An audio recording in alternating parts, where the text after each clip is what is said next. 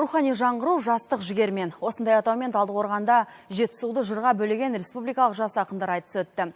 Елбасының болашаққа бағдар рухани жаңғыру мақаласы аясында ұйымдастырылған жыр бәйгесіне облыс әкімдігі мен жастар саясаты басқармасы ұйытқы болды. Рухани шараны тамашалап қайтқан тілші айтып береді. Жыр додасына еліміздің әр өңірінен ат арылтып 10 ақын келді. Арасында есімі елге етене таныс жамбылдық Әсет Дүйсебай, оралдық Талғат Мықи, Арқалықтың ақтаңгері Тоба Өтепбаев сынды жүйріктер де бар.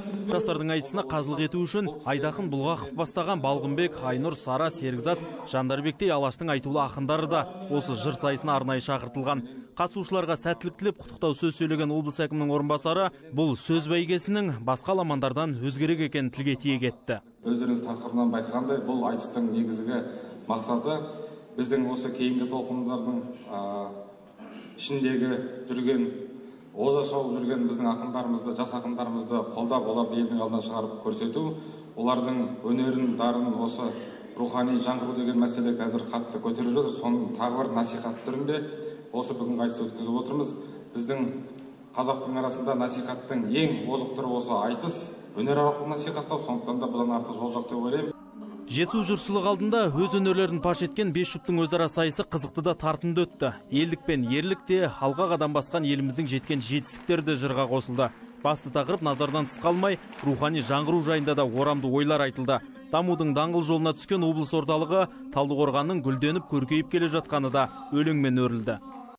Өркендеумен өсудің алды болған, көшесінде кептеліс жанталас жоқ, ушусыз күн кешуді заңғы алған, тыныштық ырысқұттың тал бесігі, ассалаумағалейкум өгей Талдықорған.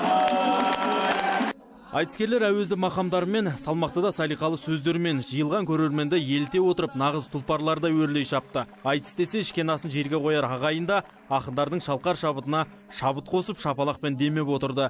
Өз кезектерімен сахнаға шыққан Талғат Мықи мен Әсет Дүйсебай және Мұрадым Мирланов пен Диас Төлепберген арасындағы айтыс тартысты өтті.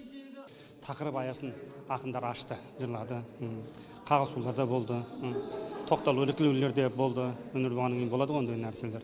Жалпы айтыстың алтын деңгейге болған жерде айтыс жаман өткен жоқ іс жерде. Ақындардың алысына да шабысына да бізде ерекше қуантып отырғаны өзіміздің Алматы облысындағы кейінгі жас толқындардың арасынан кімдер шығады деп, Жандарбектерден кейін ақын бар ма деп біраз алаңдап жүргенбіз. Осы Жалғас Садыр деген балаға қазір көп үміт артып отырмыз.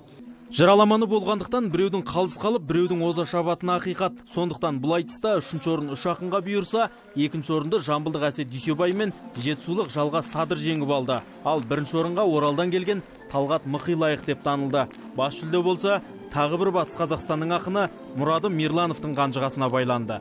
Айтыс жоғары деңгейде өтті деп ойлаймын. Өзім бас жүлде алғаннан кейін өте әділ болды деп ойлаймын. Бұл Жетісу енді Сүйінбай атамыздың, Жамбыл атамыздың жері нағыз өнердің ордасы. Осыны айтысқа келіп, қолдау білдірген барша жұртшылыққа, қауымға рахмет. Осы айтыс ұйымдастырған азаматтарға Алла разы болсын. Рахмет. Жыр кештері көп болсын. Айтыс соңында қазылар алқасында отырған ақтаңгер ақындар сахнаға шығып, құлманбет айтыс жасады. Осылайша көрерменді қыран топан күлкіге батырды. Жалпы Жетісу өңірінде ендігі айтыс күзде Ескелді бидің 325 жылдық мерейтойына орай республикалық деңгейде өткізілмек. Думан Алтынбекұлы, Жасұлан Шынгенже, Жетісу телеарнасы.